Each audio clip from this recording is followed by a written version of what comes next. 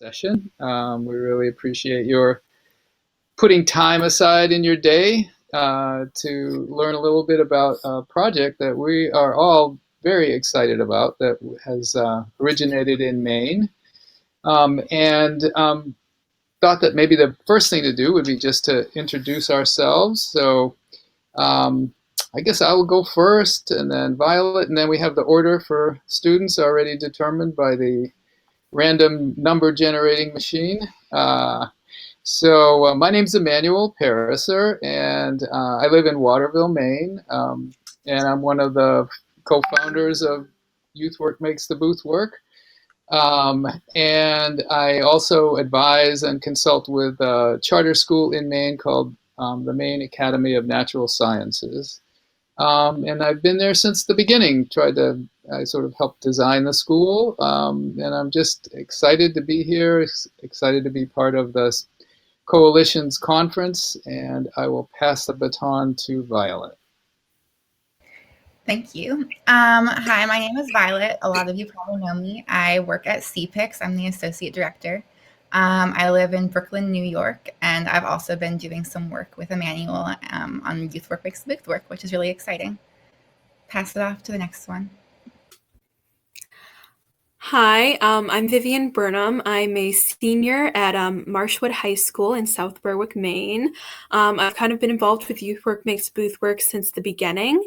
I started work with the League of Women Voters in early in the spring, and it showed me to this opportunity, which is really great. I am so happy to be asked to speak here and spread the word about the work that we've been doing with Youthwork Makes the Boothwork and youth civic engagement in Maine.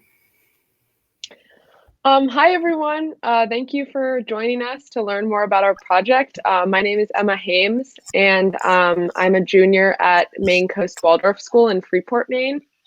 But I live in Portland, and I'm really excited to be here with all of you and just shed some light onto the work we've been doing. And I will pass it to Finn.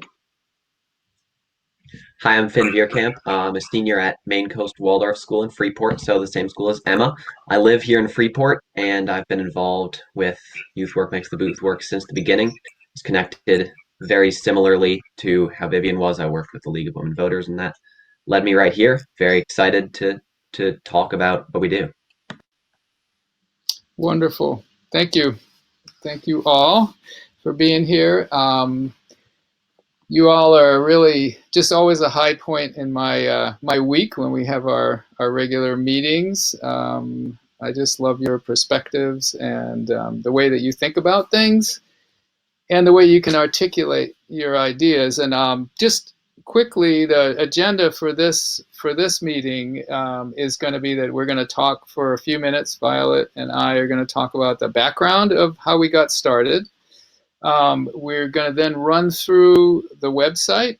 We had just superb help from Edward and Violet in creating a website that is really, I think you'll really find it useful and enjoyable to check out. And then we will ask each of the students here that are steering committee members, founding steering committee members of Youthwork Makes the Boothwork, to talk a little bit about their experience in creating this program and what we've done, and also in their experience during this year's election.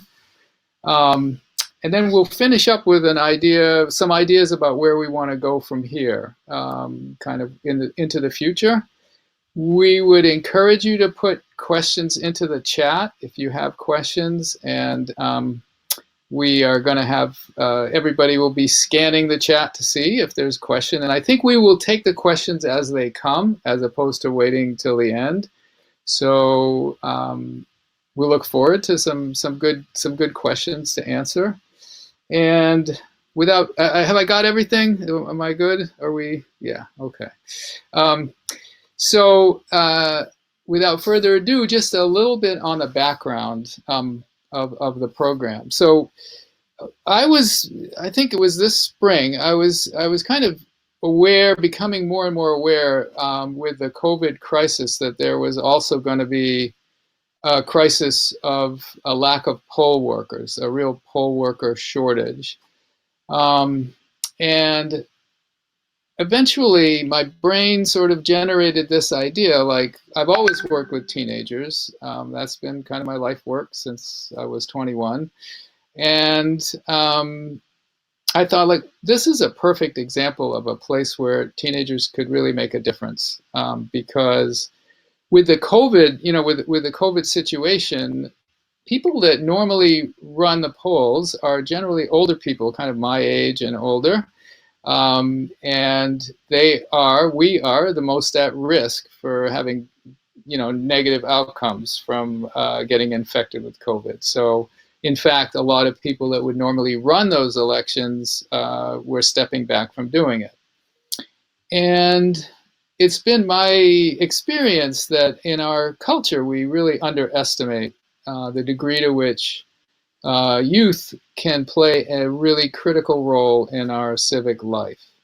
I don't know exactly how that developed, because I don't think that was always the case. I think, people used to help out on the farm, they used to help out in the family, they used to generate an income, but somehow it's gotten less and less. And so the place for youth to really plug in and play a critical role in our society has diminished and diminished. And this seemed like, wow, okay, this is an awesome place for students to step in and help out. And because there's been a lot of fear, and justifiably, about how is our democracy working, it also gives students a sense of, and young people, a sense of the fragility of our democracy, and also their own role that they can play in making it work, better. And obviously, the nuts and bolts of an election, as you all have experienced, are pretty critical. There's so many times over the last couple of weeks that we saw actual election polling places with people passing paper and being a part of what made this whole thing work. So I had this idea, but it's really easy to have ideas, and then to try to turn them into something real is a little bit more difficult. And I got together with, actually the first thing that I did was to kind of put this idea out at a coalition meeting, coalition meeting to support charter schools. And I had, I think, 3 people come to that presentation. I think Violet was there, and John Mullaney was there. We had a great discussion. And he decided, John, who is the director now of a Maine charter school network called Education Action Forum, joined us. And I roped in my old thesis advisor. So he was the one who helped me eventually get to my PhD, and just a wonderful thinker and a very respected educator in Maine, Gordon Donaldson. And the 3 of us started talking about where to go with this. And Gordy and I wrote an opinion piece for the newspaper about what youth could do. And pretty quickly, we also got the support of Joe Nathan, who's been pretty critical in the whole coalition work, and is one of our founding members. And Violet and Edward hopped in and started making things happen on the internet front, and just have been tremendous additions to the group. So maybe I would like, Violet, if you could just talk a little bit about CPIC's, the coalition's involvement, and how the coalition's kind of involvement has developed. Yeah. So yeah, like you said, we first kind of connected on the idea in one of the breakouts for one of our webinars for supporting schools and distance learning, and I just thought it was really interesting. And I'm obviously pretty young, and so I was just a new voter myself a few years ago, and having like more resources to get me more involved would have been really great. So I thought I would love to help out with this. And working at the coalition, we have access to tons of students across the country. And the thing about the pandemic is that every state is experiencing a lot of shortages and stuff like that. So it felt like a really cool opportunity to just bring together a bunch of states.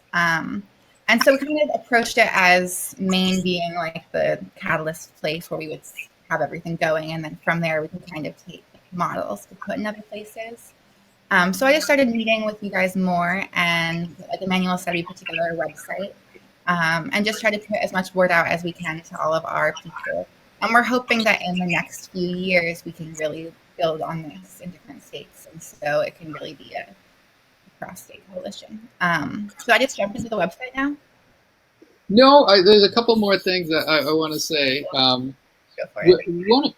One of which is that so we decided we'd like to collaborate with the League of Women Voters because that's just an awesome organization in Maine, and I think obviously it's a national organization. And they had pulled together a group of young people on a project to register students within high schools. I believe that was the primary focus, and you all ought to correct me if I get this wrong. And they very kindly said, "Hey, we'll put your idea out to our group to see if anybody's interested in becoming a part of this new project." And that is how we essentially met Vivian and Emma and Finn. And there's a couple of others that weren't able to be a part of this, Shruti and Sierra.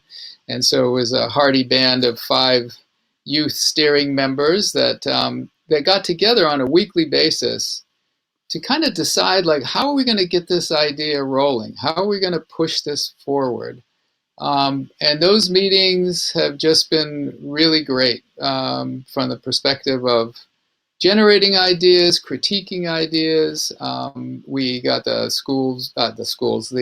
program's logo from this, and did some really interesting things, which some of these folks here can talk about, like talk with the Secretary of State in Maine, who spent basically a whole hour. I thought he was going to be in and out, in a few minutes, and he was there, and also with the Commissioner of Education in Maine.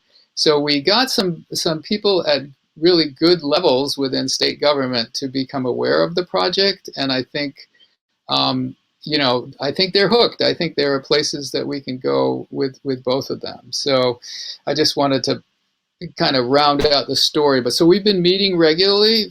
Finn and Emma and Vivian and Shruti and Sierra have been meeting regularly. I think we've had about 10 meetings over the course of the last few months on a weekly basis, and really developed a team to push this forward.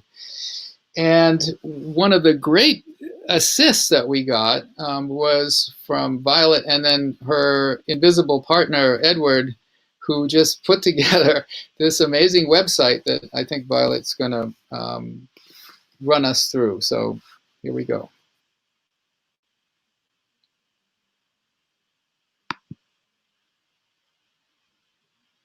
Okay, here we are. So this is our Youthwork website. I'm just going to kind of run us through it, and there's a fun video to watch too. So we have just the welcome page where we try to pull everybody in. And then there's a nice video here that we'll show you in a second. And then here's kind of our different sections, how we can help, making this part of your learning and a call to action. So when you go to help at the polls, we found this really cool tool that you just look up your state. So we'll do my state. So your state, California, your jurisdiction. So we can do my county, Sonoma, and then it gives you all the info of who to contact there, the hours, the compensation, the laws in that place. So all of that super helpful. And then we put together a few steps. So how to find out who those people are, then a script for approaching them, the laws that you might have to follow, and then the next steps after you register is to reach out to your friends. Or if you're not eligible, we also had some election protection work available. So that was really exciting to be able to put that guide together. Then we also put together a lot of experiential education guiding, especially for Maine. So if I go here, you can see resources specifically for Maine students and educators to use this in the classroom. And this is something that's obviously Maine specific, but that would be really amazing, I think, to be brought out into other states because it could so easily be used in the classroom for credit for civic education. And this is just a great baseline of how Maine's doing it. And then we have our call to action, where we're kind of saying why we're doing what we're doing and how we're doing it. And we have some more links to like the trends and some articles about us. And then I'll go back to that video and play it real quick. And I'm hoping that the audio works. We'll see. So on November 3rd, a lot of people it? will be avoiding the polls because of the concern of coronavirus spread, especially those older and more vulnerable.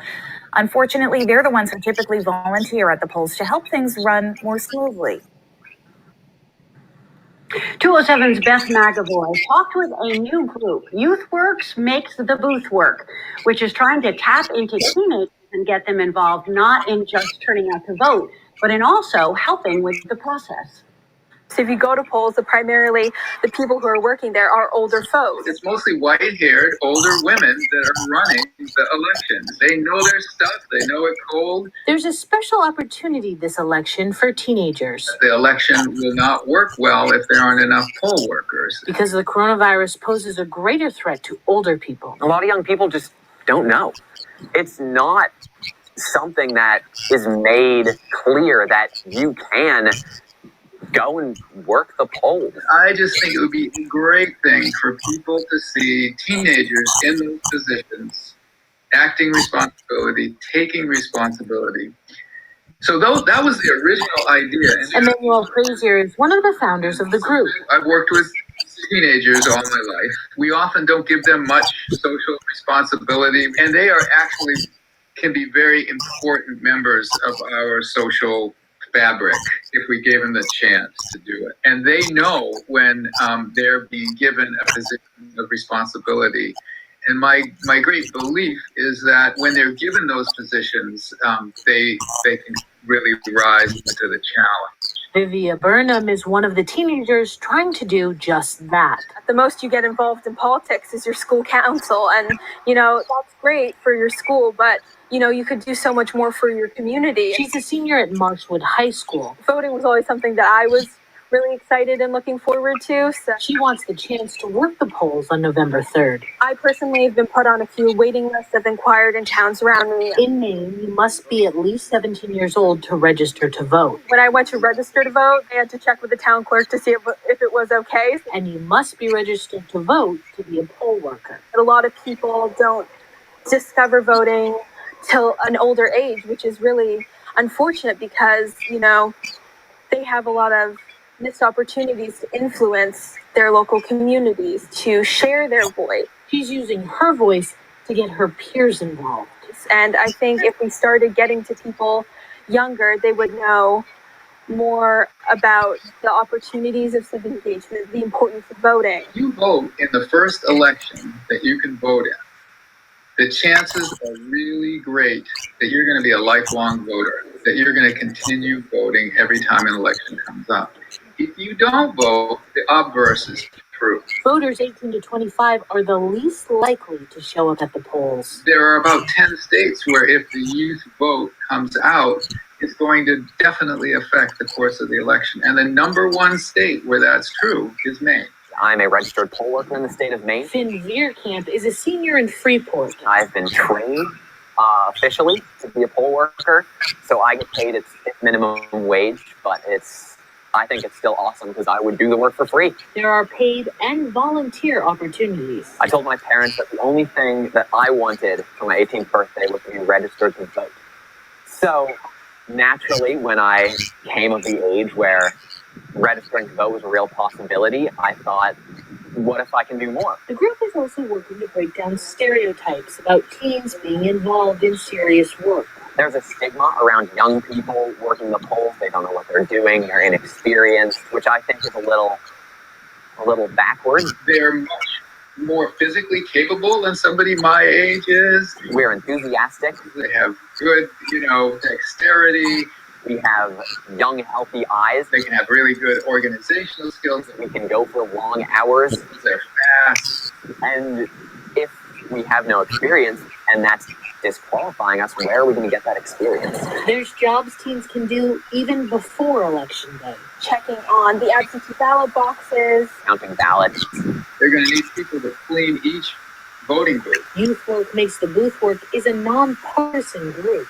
Your orientation only has to be that democracy is important to you and that voting is important to you. Frazier says election work is a great way to learn. This is a chance to really be educated about civics by engaging in it. This is a hands-on chance to really get involved, and that's very exciting to me as an educator. Showing up to work the polls can be a hands-on lesson in civics. We, as the younger generation, have the biggest stuff in these elections because we will be affected by them for the longest period of time. It's really a shame that more people don't vote or don't know how to vote. And we want to make sure that we're living in a world that we want to be living in, that we feel like we had a say in, that we have a say in the future that we're making for ourselves. And that's really powerful. Secretary of State Matt Dunlop is enthusiastic about the work of this group. Youthwork Makes the Boothwork is trying to get the state involved and would eventually like to help students get academic credit for working in elections. Great. Let's stop the share. So that's just a little bit of our website. I love that video. Every time I watch it, it makes me so happy. And I will turn it over to the youth.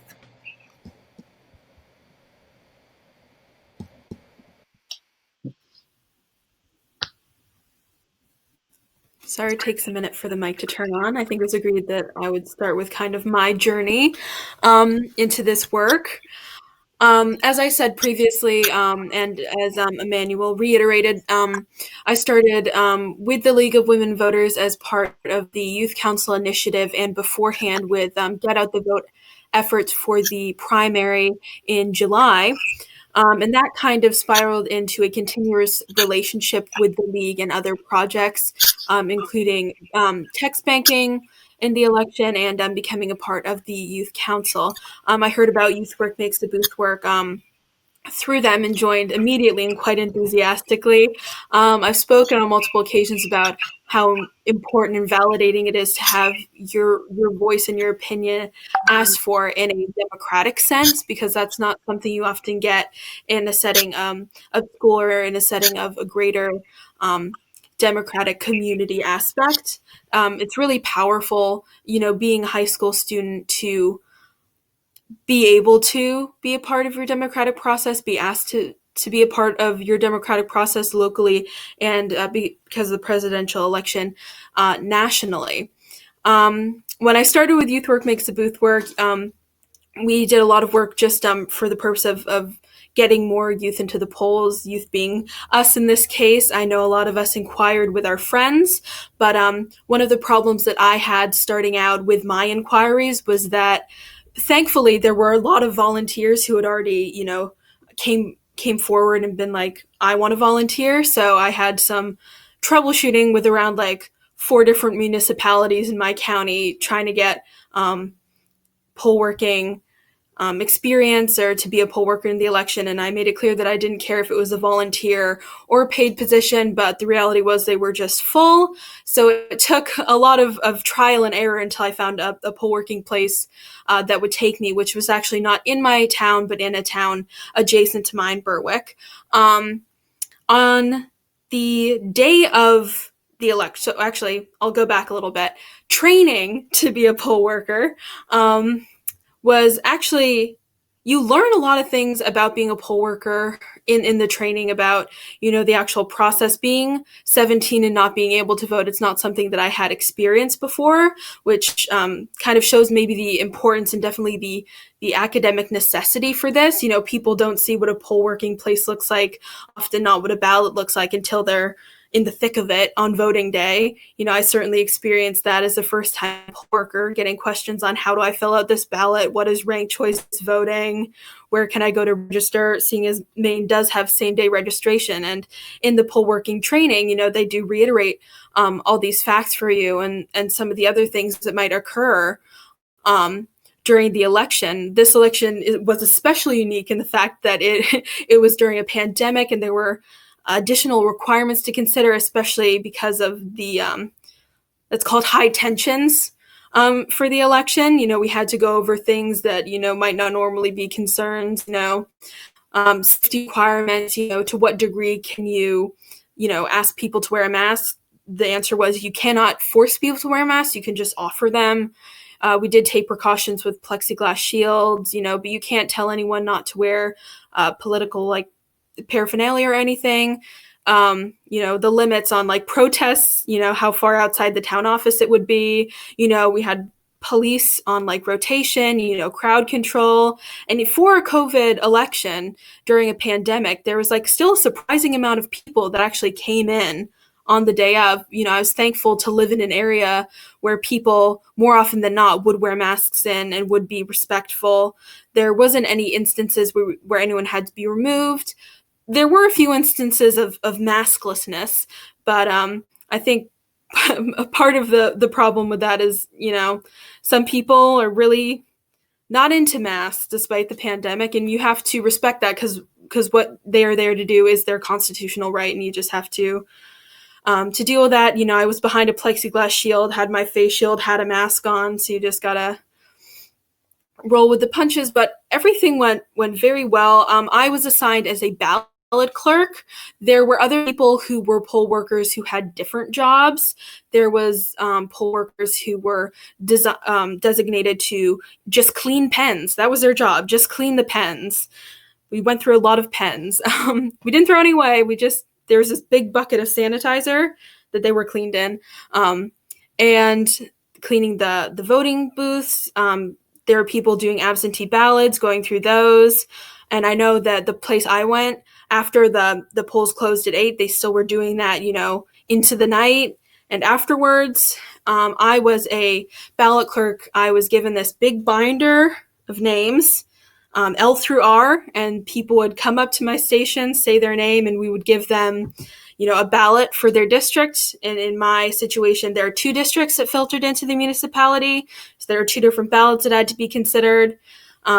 I was also responsible for, telling people if they needed to register, if they needed to do a change in address form based on the information we had, etc. A lot of the questions you do get asked are not limited to, registration. It is also, you cannot give your opinion on ballot questions, but you are often asked, and I was often asked, how to fill out this ballot. Or there were especially a lot of questions, since we did have, thankfully, a lot of young voters, and, how ranked choice voting works. It was really nice to see a lot of the 18, 19-year-old voters come in as a family.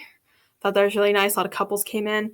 So my experience was very positive, Dave, especially as, a first-time poll worker. We worked in sections with people. So it was 2 people. One person handled the ballot. One person handled the name book. It was very effective. I felt safe, which I think was really important for this election and definitely a concern.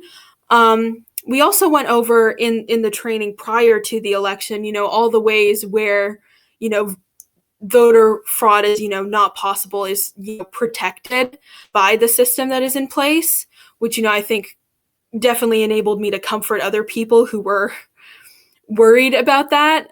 So having being a poll worker gives you more hands-on information. It allows you to know what to expect. It really helps, tamper the disbeliefs of other people about the democratic system, especially because a lot of young people, they don't know what to expect. Even if they are shown a ballot, you never know what to expect day of, or sometimes information, especially with, in this case, because of the amount of absentee ballots that were cast this year, where your absentee ballot drop-off boxes. I also did some work with election protection surrounding this that could include, monitoring these absentee drop boxes, seeing if the town clerks or the municipalities had them, where they were they safe. Giving this information to voters is also really essential in making them feel safe and informed regarding their voting process, which I think is really important. As a student, having all this experience in these activities makes you I would call myself a highly informed citizen in voting regards. And, having more youth experience that or be told about this at a young age will increase voter turnout, because you see just the amount of importance and impact, especially in regards to how much the youth vote itself can impact, or how much you as a youth can help your democratic process, can be involved in it. As Emmanuel said, the younger you get involved, the earlier, the more likely you'll be involved in the future. And, that is necessary for our democratic process to continue and thrive and grow in the future. If you start voting, after college, look at how many elections you've missed, especially locally. Sometimes a lot of people think about elections on a national level, but some of the most important elections that affect your everyday life are local, which is also information that is important to get out. And we're starting to talk about that in the next steps of our group, because this was centered around the presidential election, but there's so much more we could do in terms of voter education on local elections into the future. And I know we'll talk about the different action steps that we'll be taking. I'm not sure to what degree I should speak from them, because there are two other people that I know have their own experiences and input on that. So I will just say that is the end of my little spiel there. Wonderful. Thank you, Vivian. That was great. So I think I'm next up to speak. Thank you, Vivian. That was really thorough, and it's always interesting hearing from the other youth who I've technically been working with, but don't know always everything that they've been up to. So it's great to hear about that. I would say my involvement with this project really started with a phone call with Emmanuel. It was one of the better phone calls I've had. He just was really enthusiastic and brought a lot of excitement to the prospect of having a group of group of teenagers who are passionate about learning more about the democratic process, but also hopefully getting involved to sort of set a precedent for people like us who are young and who want to get more involved with this kind of work. But initially, like Vivian, I was doing work with the League of Maine Women Voters and doing some friend-to-friend work. So just trying to get the word out about the importance of voting and reaching out to some of our older friends who were 18 or upwards of 18 who are eligible to vote. But for me personally, I'm 16, so I wasn't able to vote in this election, which beforehand I will be the first one to say that I didn't know how much more you could do even though you're not eligible to vote. So Emmanuel was the one to sort of bridge my understanding with election protection work, which is what I did a lot of prior to this election. And Vivian talked a little bit about it, but for me, it was Adopt a Town Clerk project. And so I got trained on how to do that. And it was really straightforward. I would just have like a questionnaire, and it was essentially just calling the different town clerks in Maine. And there's something like 506 towns. I think that's the number. Emmanuel's nodding, so that's a good thing. So there's a lot of people who were available to call and talk, and everyone who I spoke with was super friendly and just really, I think, appreciative of having youth reach out and just see really like, how are you doing? Are your absentee drop boxes secure? Do you have enough poll workers? And just sort of reach out and just sort of lend a hand and just sort of ask what they're needing. So that was the major thing that I did. And overall, like it was a really positive experience, and everyone was really open and willing to sort of have a conversation with me. And so if not to, if they didn't need any help, it was just another great conversation, which I can't really get enough of. So for me, where I really hope that this project goes, looking towards the future, is just bringing more awareness to this age range. So I would say like 16 and even younger to 25, which is what Finn said has the most stock in many elections because they're the least amount of people in that age range turn up to vote, which is troubling considering it's our futures that these elections are going to impact. And so so that's for me why it's so important. And so whether that's talking to your friends and family, whether that's doing this sort of work with other teens in Maine, like Vivian said, it's great to start local and then build your way from there. That's really, you know, the most effective, but also the most the most effective way to go about it.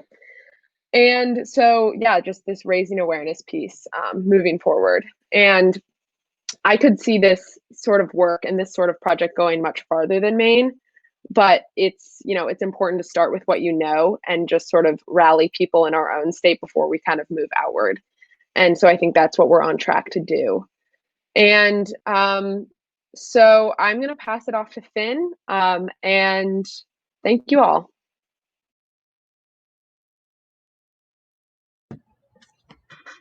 Thank you. Okay, the mic's on. I'm Finn. I briefly introduced myself. I, similar to Emma and Vivian, was contacted by Emmanuel through the league, the work I'd done with the League of Women Voters, leading up to the July primaries. I'd worked with them with friend to friend, with voter registration outreach, and I had a wonderful time doing that. I actually was in a unique position because of, I think, some of the experience I've had in this field. As I mentioned briefly in the video you all saw, from when I was like 13, I told my parents that all I wanted for my 18th birthday was to register to vote. And when I got closer to that age, when I found out that I don't even have to be 18 to be registered to vote, I began to think, okay, what else can I do? And the first opportunity for something to do came back in February, where I actually helped facilitate a partnership between the town of Freeport, where I live, and my school that shuttled eligible juniors and seniors over to the election in March, got them trained, got them working for an hour or two, and just sort of learning the ropes, seeing what goes on inside our democracy. And that was a really, really positive experience. I had an amazing time. And from there, I did more. I worked all this stuff in July. This election, I actually had the opportunity to work a very long shift on election day. I worked from 2 p.m. through about 8:30 or 9. I was actually working not planned at all next to one of my teachers, which was very interesting and a surprising little experience. It was pretty quiet. It was pretty incident free, like Vivian said. Most people really took heed of the election precautions and wearing a face mask. We had the plexiglass shields. We had a pretty sophisticated and smooth system. There was a steady trickle all day. I'd say the biggest struggle was honestly hearing people through 2 masks and a glass shield. Also, before the election, I was able to do work counting absentee ballots, which is not nearly as exciting, I'll be honest, but it's something that is crucial. Freeport was very fortunate to have most of their absentee ballots counted before election day even came around, which made the whole process run very smoothly. So we were so grateful for that.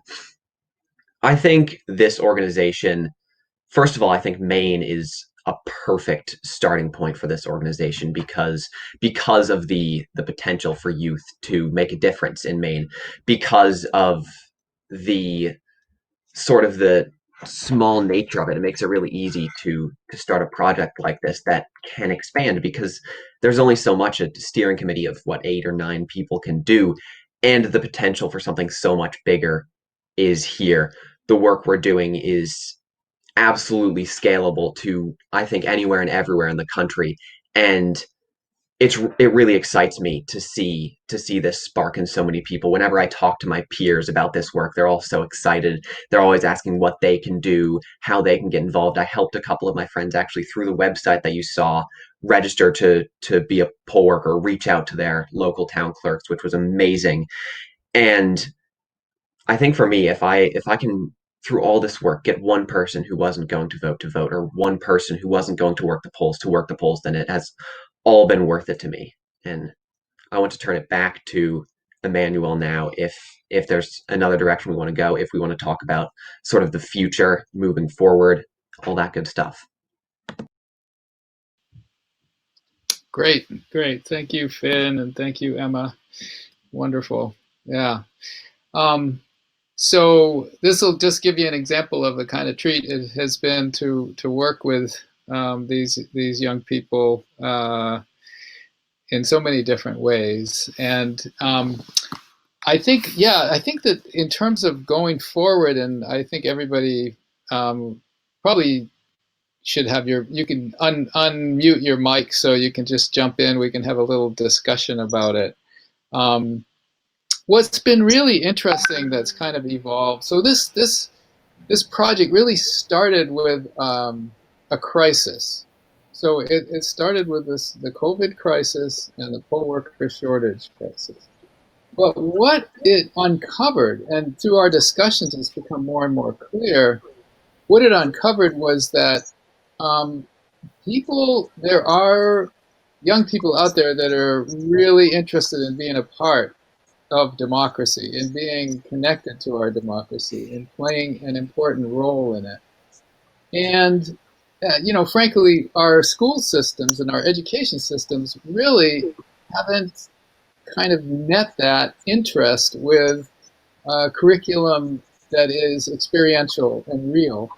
And we've really started talking about how is civics taught, in Maine, in the schools in Maine, and really throughout the country, and how perhaps it's gotten a little dried up into just the intellectual, scan of how the system works and the three branches of government and so forth, but that people haven't gotten a real taste, of what it means to be part of a democratic venture. It's a young thing as far as cultures go and as far as governments go. Democracy hasn't been around all that long. And I was struck when Matt Dunlap was talking, our Secretary of State. He used the word, it's a sort of a sacred experience, which was just an interesting word to use with a very, public and national kind of endeavor. So I guess maybe some of you can jump in and talk about how we've been thinking about enlivening a civics curriculum to include things like Youthwork makes the Boothwork. Anybody want to jump in with that? Yeah, Finn.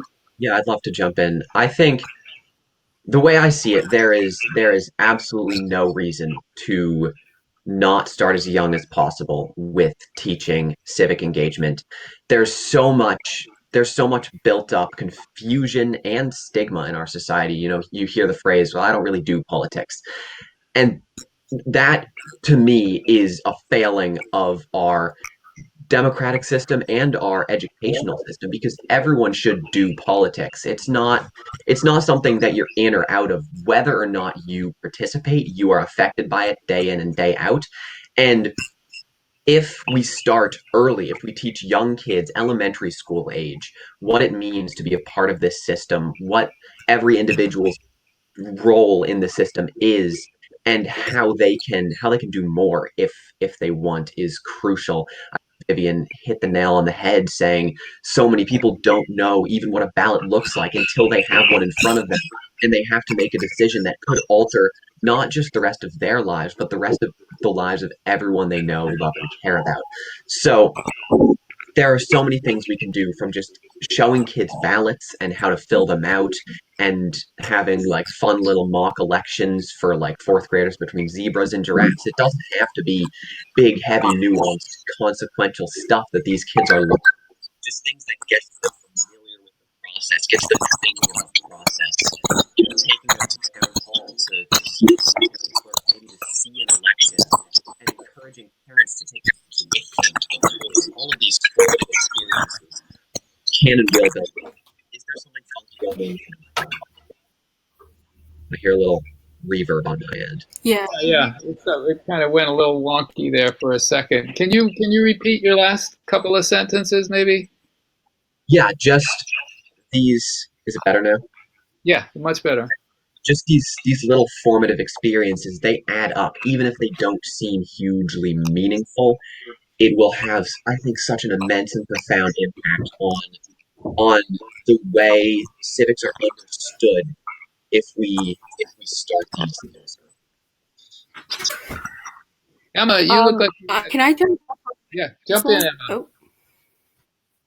I think Emma, I was just gonna say, and then I'll be quick. But with what Finn was just talking about, I've always, like, with my school personally, had like a semi struggle with some of the curriculum just maybe being a little outdated. That's kind of like my personal opinion. But I know that I'm not necessarily alone in that feeling. And I do think that it would be important, no matter what school you go to, for there to be some understanding of civics, whether that's, any part of that realm. But I definitely think that would be like a pivotal part of changing, like, teenagers and younger people's understanding of this process, because if all we're hearing about it is from our parents or from just like word of mouth, then we're not really understanding the greater meaning of how the system works and how we can be involved in it.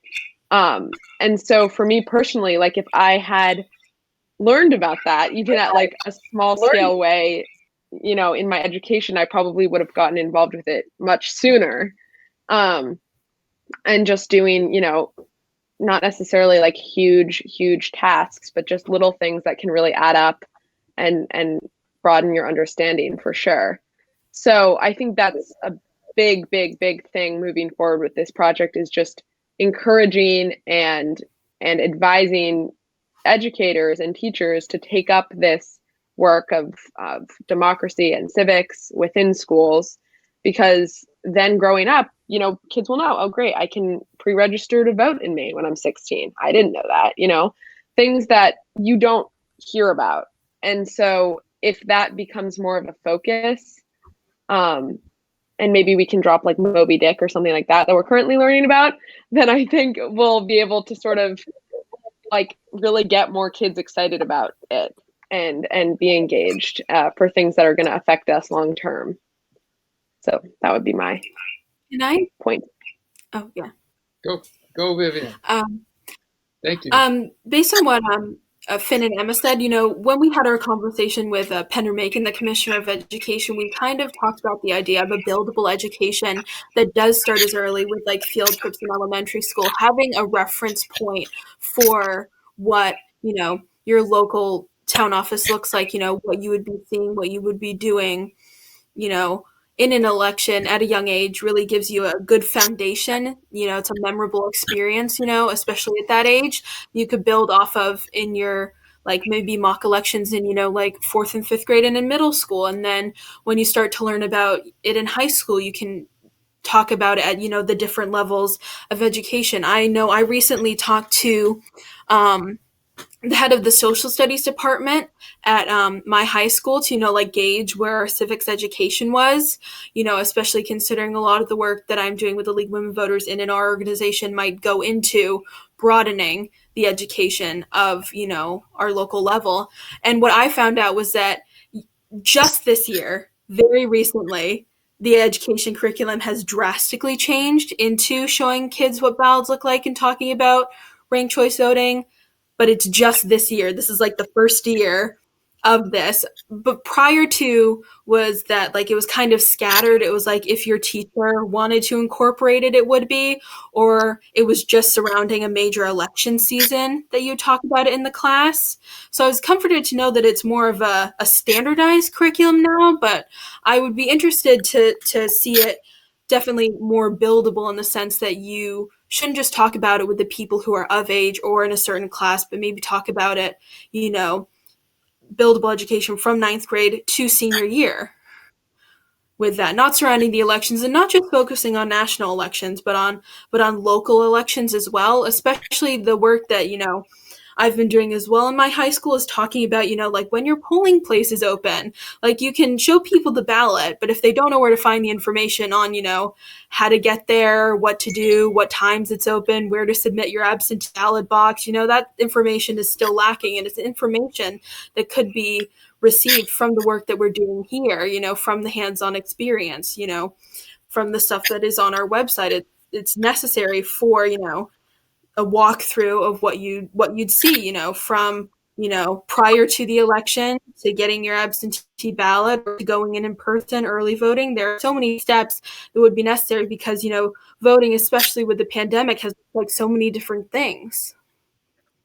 So Yeah, I think that's a necessary. I think one of the things that came out, Vivian, I think you mentioned this, and I think it was true maybe for Shruti too, was that the school building is like right across the street from the town hall, and yet you had gone to 50, field trips to see animals or farms or what have you, with nothing against that, but never once set foot in the town hall, saw where people voted, and that just shows you like how that focus is somehow it's gotten diluted for whatever reason. And John just sent me an article that was really pretty interesting. It was from the American Progress Institute, and he said in it, in this article, it says that in 2016, voter turnout reached its lowest point since 1996, and only 26% of Americans could name all three branches of government. So even with that aspect of it, that very simple, this is the structure of our government, only 26% could bring to mind, what the different. That's pretty astonishing, and it's actually a little unnerving because if democracy depends on participation, and we are losing participation in it, then it is actually losing its ability to work as a governing system, and the people that want power, who aren't that interested in having everybody's input, really have a wide open door to get in there and start, frigging around with that. So I just love, the points that you're bringing up, and I want to make sure that whoever is watching this, we are happy to have you steal any ideas that you like out of this. You don't have to brand yourself as Youthwork makes the booth work. That's not. We're not really interested in running an empire, although it'd be interesting. But really, there's so many different things that people have mentioned. For instance, your school could adopt an election clerk and a polling place and do just what Finn did, really prior to even getting involved with us. Get a connection going so that every time there is a local election, a statewide election, a national election, there are students involved in actually helping that to work. I love that idea. Just kind of adopt a polling place, get a line going between the school and the polling place. And another one is what Emma and Finn and Vivian have said, which is like build much more experiential stuff into the curriculum that, for instance, how about having students at the high school level interviewing, or at any level, interviewing prospective board members? Like, people that are running for the board of directors, why aren't students regularly involved in interviewing those folks and advising the school's board of directors on, who they think would be a good candidate or whatever? That would give you a sense of engagement and a connection to that process, So it seems to me like there are a lot of ideas that we've started beginning to generate and that we're hoping to follow up on. And in Maine, one of the things we want to do is really create at the Secretary of State's level a much more robust support of students working in the polls. Just that simple little piece, like getting that piece in there, a recruitment kind of effort, I think we'll work from the ground up, but they'll work from the top down in terms of the bureaucracy. And I wonder, any other things we have about, looks to me like we have about 5 minutes left. And any other things that kind of are exciting to you about moving forward as far as our work goes? Violet, do you have anything that strikes you? I mean, all you guys say is always really interesting and exciting. I think like it's been so cool to see it mobilize in Maine, and so in my mind, I'm just thinking how we can find more Emmas and Finns and Vivians in other states, because I know that you guys are out there, and we just have to like really pull it together. So I've just been trying to think how we can like bring this out more. And then I also was thinking, read the similar thing, Emmanuel, about the 26% knowing those statistics, and I was just like, doing this project has made me really realize how civics education was like so non-existent in my K-12 experience at all, and barely even in college. Even the parts that were more civics minded, still, I never really like got it, how like the government works. And so I just think that like highlighting how this can be ongoing, not only for students, but also as continuous education, like how college students can get involved, how we can bring in other people experiencing homelessness, like all these different factions, I think could really come together in like this really cool mobilization. So I'm just excited. I feel like there's so many different directions we can go, and we all have so much energy. So we'll take it there. Yeah, I want to say a couple more things that crossed my mind as my compatriots were talking. First of all, maybe this is a flawed analogy, but I'm going to use it nonetheless because I think it illustrates sort of what happens a lot of the times. To me, it's like you don't put someone behind the wheel of a car without telling them anything about a car. You like throwing someone in the driver's seat and saying, "Okay, go here or here," but not telling them how to shift gears or which pedal's the gas and which pedal's the brake. And sure, people can figure it out, but people can figure it out is not a great strategy when you're in a death machine. So I think education is crucial. Another thing that I think gets overlooked a lot is, for a lot of people, government's sort of this far away thing. It's often DC, it's sort of sequestered in its own area. But the reality is, despite the fact that DC gets most of the focus, there's government everywhere. There are town meetings in every single town in this country that are very accessible, that often the people there are very excited to have young people at. They're easy to go to, easy to organize trips to. These people are easy to talk to, they're easy to learn from, and they're there. You don't have to reach out to a senator. You don't have to reach out to Susan Collins or Angus King or someone in Congress to learn about this, because government's everywhere, and I feel like that gets overlooked because DC makes the big decisions, and that manifests in really, really depressingly low turnouts for local elections. And I think that's another place that needs to be highlighted and can be highlighted quite easily. Thank you. Wonderful point. Wonderful point. Yeah, Vivian, and then we can close out with Emma if you have a couple words for us too. Vivian, go. Yep. Can I? Go ahead. I was going to say, a lot of the work that I've noticed that I've begun to do also, a lot of the work that I've begun doing is, kind of readjusting people's views. There's a lot of misinformation disseminated at the same time, at the same time that people don't have information about, what your polling place is, how important elections are. There's an equal part, a lot of misinformation about things. We've even seen, there's greater scale misinformation, especially about how, a lot of people trying to scare people about, voter fraud, how your vote won't count, especially in this election. And, a lot of the things that I've been doing have been like trying to correct disbelief and stuff, or prior beliefs that aren't true. Really just being a part of a nonpartisan organization really helps towards that. It kind of gives you a neutral stance that people are more willing to listen to. So let Emma speak so she can have her time. Oh, thank you. I have 30 seconds worth of things to say, so that all works out. My biggest thing is just like there's no harm in asking or reaching out. So if you have a principal or a teacher or someone who you think is really going to hear you and hear what you're trying to say, like ask them, put yourself out there and advocate